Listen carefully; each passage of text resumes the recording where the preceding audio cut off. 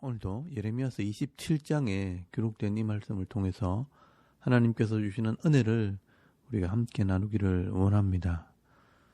여러분, 이 예레미야서 27장 말씀에는 이 당시 예레미야 선지자를 대적했던 거짓 선지자들의 문제를 다루고 있습니다. 오늘 이 예레미야서 27장 말씀에는 이스라엘의 마지막 왕이었던 시드기야 왕 때 있었던 한 사건을 기록을 하고 있는데요. 그런데 오늘 1절 말씀에 보시면 이 요시야의 아들 여호야김이라고 기록이 되어 있지만 거기 여호야김이란 이름 앞에 1번이라는 번호가 하나 기록이 되어 있고요. 또 밑에 보시면 그 1번에 시드기야 왕이라고 기록이 되어 있습니다. 그리고 3절 말씀에도 보시면 분명히 유다의 왕 시드기야 왕 때 있었던 일이라고 기록을 하고 있는 것을 보면 오늘 이 사건은 여호야김 왕이 아니라 시드기야 왕이라는 것을 알 수가 있습니다. 여러분, 이때 어떤 일이 있었는가 하면 이 여호야김 왕 때 바벨론이 1차 침공을 하고요. 또 여호야긴 왕 때 바벨론이 2차 침공을 해서 많은 포로들을 잡아가게 됩니다. 그래서 당시에 이 마지막 왕이었던 시드기야를 중심으로 주위에 있는 여러 나라들이 연합을 해서 이 바벨론과 대적을 해서 맞서 싸우자고 동맹을 맺게 됩니다. 그래서 이 주위에 동맹을 했던 나라들의 사신들이 예루살렘으로 다 모이게 된 것입니다. 그런데 여러분, 이때 하나님께서 예레미야 선지자를 보내서 이 예루살렘에 모인 모든 이방 나라의 사신들에게 이 하나님 말씀을 전하게 하시는 것입니다. 그리고 여러분 2절 말씀에 보시면 이 하나님께서 사람들의 눈에 확 띄게 하기 위해서 예레미야 선지자에게 실물 설교를 하게 하십니다. 여러분 2절 말씀에 보시면 여호와께서 이와 같이 내게 말씀하시되 너는 줄과 멍에를 만들어 네 몽에 걸고 유다의 왕 시드기야를 보러 예루살렘에 온 사신들의 손에도 그것을 주어 에돔의 왕과 모압의 왕과 암몬 자손의 왕과 두로의 왕과 시돈의 왕에게 보내며 라고 말씀을 하고 있습니다. 여러분, 당시 이 시드기야 왕과 이 각 나라의 사신들이 의논을 하고 회의를 하고 있는데 갑자기 이 예레미야 선지자는 소에게 사용하는 이 멍에와 줄을 가지고 와서 목에 걸고 또 이방 나라 사신들에게 이것을 주면서 이 말씀을 전하게 됩니다. 이 땅을 주관하시는 하나님께서 이 모든 나라의 권한을 지금 바벨론 왕 느부갓네살에게 주었으니 이 멍에맨 소처럼 그 나라를 섬기고 포로되어 잡혀가는 것이 평안을 누리는 길이라고 선포를 하게 됩니다. 하나님께서는 이 남쪽 유다의 왕 시드기야는 물론이고 에돔이나 모압과 암몬이나 두로와 시돈이나 이 모든 나라가 하나님의 주권 아래에 있다는 것을 다시 한번 확인시켜 주시는 것입니다. 그런데 만약 이 하나님의 주권을 인정하지 않고 하나님의 말씀에 순종하지 않으므로 이 바벨론의 멍에를 매지 않는다면 칼과 기근과 전염병으로 심판을 받게 될 것을 선포를 하게 됩니다. 여러분 8절 말씀에 보시면요. 여호와의 말씀이니라 바벨론의 왕 느부갓네살을 섬기지 아니하며 그 목으로 바벨론의 왕의 멍에를 매지 아니하는 백성과 나라는 내가 그들이 멸망하기까지 칼과 기근과 전염병으로 그 민족을 벌하리라 라고 말씀을 합니다. 사실 이 하나님의 마음에는 많은 사람들의 이 죽음을 피하기 위해서는 이 왕들이 지혜로운 선택을 했으면 좋겠다는 것입니다. 겸손하게 하나님의 경고를 받아들이고 지혜로운 선택을 하면 불행 중에 은혜를 누리는 길이 있다는 것입니다. 그래서 11절 말씀에 보시면요. 그러나 그 목으로 바벨론의 왕의 멍에를 메고 그를 섬기는 나라는 내가 그들을 그 땅에 머물러 밭을 갈며 거기서 살게 하리라 하셨다 하라 여호와의 말씀이니라 하시니라 라고 말씀을 합니다. 여러분, 하나님께서 이런 하나님의 계획들을 이 당시 왕들에게 알려주시는 것은 하나님의 배려요, 하나님의 사랑이요, 하나님의 은혜입니다. 그런데 여러분, 당시에 이런 하나님의 은혜를 깨닫지 못하고 누리지 못하게 하는 존재가 있는데 그것이 누구냐 하면 바로 거짓 선지자들입니다. 여러분 9절 말씀에 보시면 너희는 너희 선지자나 복술가나 꿈꾸는 자나 술사나 요술사가 이르기를 너희가 바벨론의 왕을 섬기게 되지 아니하리라 하여도 너희는 듣지 말라라고 말씀을 합니다. 여러분 여기 보시면요, 이 선지자나 복술자, 이 점쟁이나 무당입니다. 꿈꾸는 자, 술사, 요술자 같은 사람들이 자기에게 어떤 신비한 능력이 있다고 하면서 자기 말을 들으면 화를 면할 수 있다 하면서 거짓 예언을 한다는 것입니다. 여러분 이런 사람들은 어떤 사람들일까요? 여러분 이런 거짓 선지자들과 여러 가지 복술과 술수를 가지고 사람들의 이목을 끌고 마음을 빼앗는 자들은 사실 악한 영들에 의해서 자기도 쏟고 있는 자들이라고 할 수 있습니다. 이 거짓 선지자들은요, 똑똑하고 욕심이 많고 또 끼가 있는 사람들인데 이 하나님의 말씀을 따르기보다는 자기 욕심을 따라 이 권력과 물질을 따라가려고 온갖 방법을 찾다 보니 이런 악한 영들에게 이용을 당하는 것입니다. 남들과 다른 어떤 신비한 것을 자꾸 구하고 찾고 간절히 소원하게 되면 이 악한 영들이요, 진짜 신비한 능력을 경험하게 하고 환상과 기적을 보여주면서 자기가 무슨 신비한 능력이 있는 사람인 것처럼 착각을 하게 만들어서 속이는 겁니다. 그래서 이런 거짓 선지자들은요, 마치 자기가 어떤 신비한 능력이 있는 특별한 사람이라고 생각을 하면서 예언을 하는데요, 이게 다 악한 영들에게 이용을 당하는 것입니다. 그래서 여러분 역사를 이렇게 살펴보면 결국 이런 거짓 선지자들은요, 어리석은 사람인 겁니다. 그 똑똑한 머리와 재주로 이 악한 영들에게 이용을 당하는 것입니다. 그런데 이 하나님의 입장에서는 또 이런 악한 영들을 그냥 내버려 두시는 이유가 있습니다. 그 이유는 사람들이 정말 하나님을 믿는지 안 믿는지 확인을 하고 가려내기 위해서 이 악한 영들을 그냥 내버려 두시는 것입니다. 여러분 이것을 보면 오늘날도 이 하나님 말씀을 전하는 것이 아니라 거짓 교리를 전하고 병을 고쳐준다, 부자가 되게 해주겠다, 신비한 체험을 하게 해주겠다 하면서 이 성도들을 유혹하는 거짓 목사 또 거짓 사역자들이 사역을 해도 하나님께서는 왜 그냥 내버려 두시는가, 그 이유를 좀 알 수가 있습니다. 정말 하나님을 믿고 하나님을 깨닫는 사람들은요, 어떤 영적인 유혹이 와도 또 세상이 무너져도 변하지 않는 이 하나님 말씀을 믿지 악한 영들을 따라가지 않는다는 것입니다. 그래서 여러분 모세오경에 보시면 하나님께서 이 거짓 선지자들에 대해서 미리 말씀을 하시면서 내가 그들을 일부러 그냥 내버려 두는 것이라고 말씀을 하고 있습니다.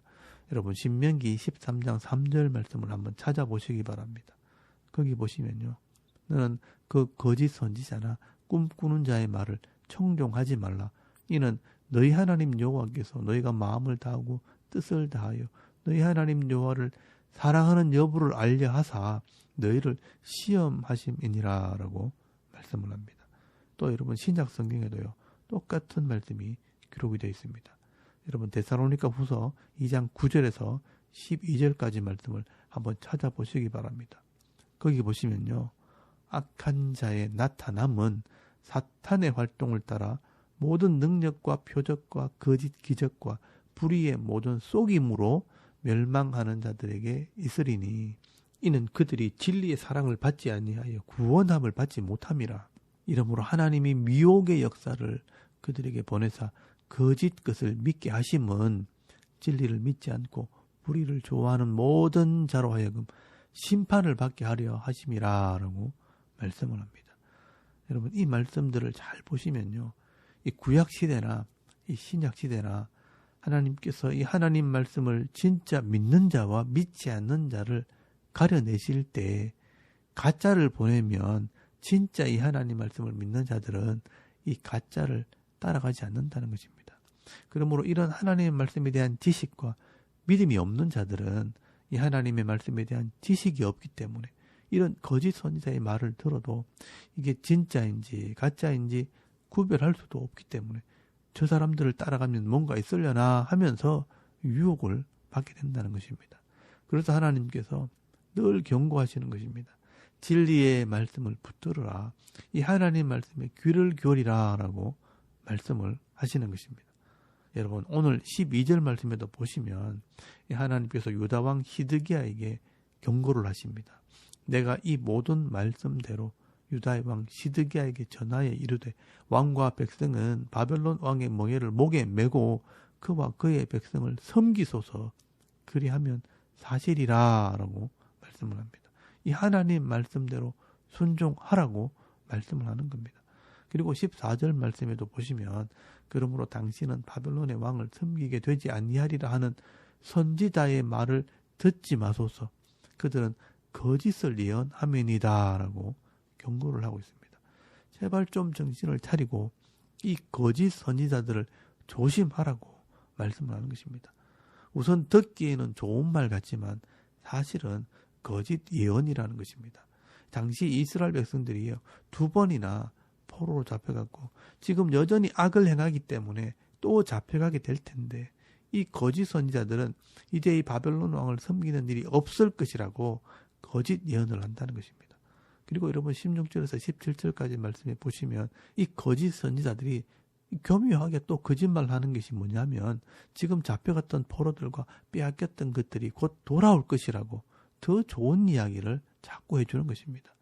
여러분 16절에서 17절까지 말씀해 보시면 내가 또 제사장들과 그 모든 백성들에게 전하여 이르되 여호와께서 이와 같이 말씀하시기를 보라 여호와의 성전의 기구를 이제 바벨론에서 속히 돌아오리라고 너희에게 예언하는 선지자의 말을 듣지 말라.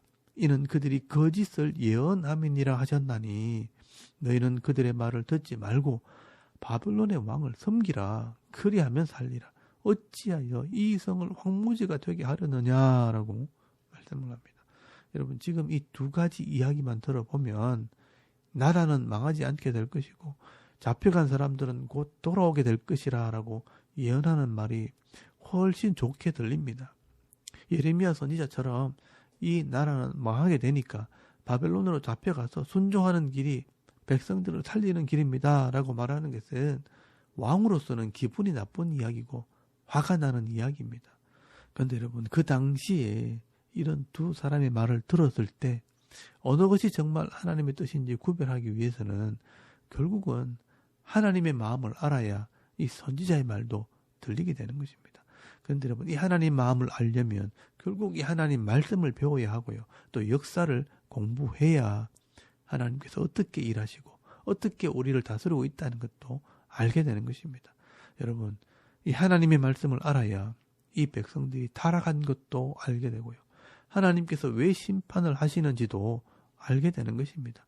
말씀을 알아야 이런 영적인 분별력이 생기는 것입니다. 그런데 이 당시 이 시드기야 왕은 하나님의 말씀을 알지 못했고 또 시대를 보는 눈도 없었기 때문에 결국은 어리석게도 이 거짓 선지자의 말을 믿고 끝까지 버티다가 마지막에는요 결국 부끄러운 죽음을 당하게 됩니다. 여러분 오늘 우리는 진짜 선지자의 말과 이 거짓 선지자의 말 앞에서 어떤 것이 정말 하나님의 뜻인지를 분별하지 못하는 이 시드기야 왕을 보면서 오늘 우리의 모습들을 한번 돌아보시길 바랍니다. 지금도 이 수많은 말씀들이 선포가 되어지고 또 전해지고 있는 데에 어떤 말씀이 진짜 이 하나님 말씀인지를 구별할 수 있는 지혜가 있기를 바랍니다.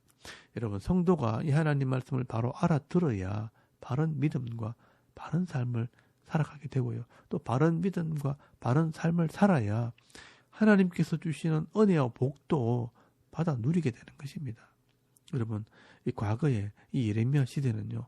이 계시의 말씀, 이 하나님 말씀이 완성되지 않았기 때문에 하나님의 영에 감동된 이 선지자가 이 하나님 말씀을 전했지만 지금 이 신약 시대는 그렇지 않습니다. 여러분 예수님께서 구속을 이루셨고요. 또 이 성령을 통해 기록된 글로 이 계시를 완성했기 때문에 이 선지자가 오는 것이 아니라 이 기록된 말씀을 바로 읽고 깨닫는 자가 복을 받게 되어 있습니다. 그러므로 여러분 오늘 이 신약 시대는 성령의 충만함을 통해 하나님 말씀을 깨닫고 바른 믿음을 가지고 말씀대로 살아가는 자가 복을 받게 되어 있습니다. 그래서 예수님께서도 말씀을 하셨습니다. 여러분 요한복음 14장 26절 말씀에 보시면요. 보혜사 곧 아버지께서 내 이름으로 보내실 성령 그가 너희에게 모든 것을 가르치고 내가 너희에게 말한 모든 것을 생각나게 하리라 라고 말씀을 하셨습니다. 여러분 보혜사 곧 하나님께서 보내시는 성령이 오시면 성도들의 마음에 이 하나님 말씀을 가르치고 생각나게 하리라.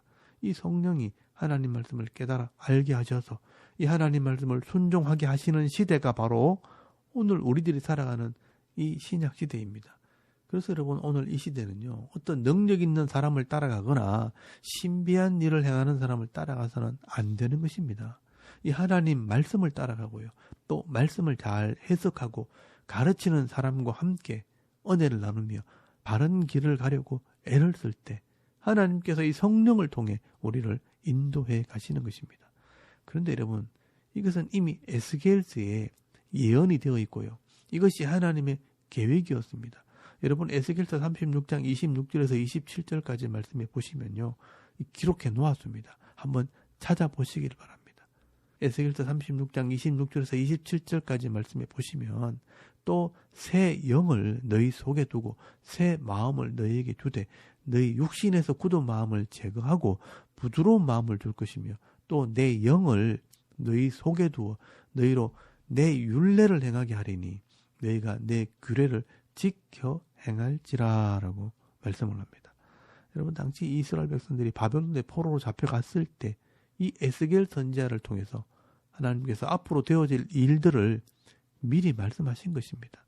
이 말씀대로 실제로 오순절에 성령이 오심으로 이 에스겔의 예언이 이루어지게 된 것입니다. 그러므로 여러분 이 신약시대는요. 누구든지 하나님의 은혜를 사모하게 되면 성령을 통해 그 말씀을 깨닫게 하시고 그 삶을 인도해 가시는 것입니다. 그래서 여러분 사도행전 8장 26절 말씀에 보시면 실제로 그런 은혜를 경험한 사건을 하나 기록해 놓았습니다.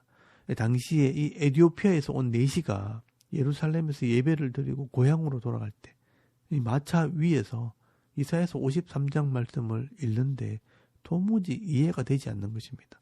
그때 하나님께서 성령을 통해 이 빌립 집사를 보내십니다. 그리고 묻습니다. 네가 읽는 것을 깨닫느냐? 그때 이 내시가 뭐라고 말합니까? 지도하는 사람이 없는데 어떻게 깨달을 수 있으리요? 그때 하나님께서 이 빌립 집사를 통해 이 하나님 말씀을 가르치고 깨닫게 될 때 이 에티오피아 내시가 예수를 믿고 세례를 받고요. 또 이 에티오피아를 복음화하는 이 축복의 통로가 되어지는 것을 보게 됩니다. 그러므로 여러분 오늘 우리도 이런 신비한 능력을 체험하려고 하기보다는 이 하나님의 말씀을 사모하게 될 때 성령을 통해 가르쳐 주시고 깨닫게 함으로 바른 믿음을 가지게 하시는 것입니다. 그래서 바울도 이 제자들과 성도들에게 이 마지막 편지를 쓸 때에 디모데후서 3장 16절 이하의 말씀에 보시면 모든 성경은 하나님의 감동으로 기록된 것으로 교훈과 책망과 바르게 함과 의로 교육하기 유익하니 이는 하나님의 사람으로 온전케 하며 모든 선한 일을 행할 능력을 갖추게 함이라 라고 말씀을 하고 있습니다. 여러분 오늘 이 시대도 많은 사람들이요 사람들의 소리를 듣고 이 하나님의 말씀인 줄을 착각을 하고 혼란스러워하는 그런 때입니다. 오늘 저와 여러분이 이 시드기야 왕같이 거짓 선지자의 말을 듣고 어리석은 길을 갈 것이 아니라 이 하나님 말씀을 바로 배우고 바로 깨달아서 성령의 충만함으로 진리의 길을 가질 수 있길 바랍니다. 그리고 많은 사람들에게 내가 받은 이 은혜를 나눠주고 또 바른 길로 인도할 수 있는 축복의 통로가 되어서 살아갈 수 있는 저와 여러분의 이런 영적인 삶의 모습이 되실 수 있기를 주의 이름으로 축원합니다. 아멘. 우리 잠깐 기도드리겠습니다. 오늘도 성령의 충만함을 주시고 또 말씀대로 순종하고 말씀대로 복을 받는 성도가 되게 하옵소서. 또 나라와 민족의 평안을 위해 교회와 사역자들이 이 말씀에 서 있도록 가정과 자녀들의 믿음을 위해서 중보기도 하시고요. 또 개인의 기도 제목을 따라 기도하고 오늘 하루 삶을 또 시작할 수 있길 바랍니다. 다 같이 우리 하나님께 한번 기도드리겠습니다. 살아계신 하나님 은혜를 참 감사합니다. 오늘도 우리가 하나님을 예배하게 하시고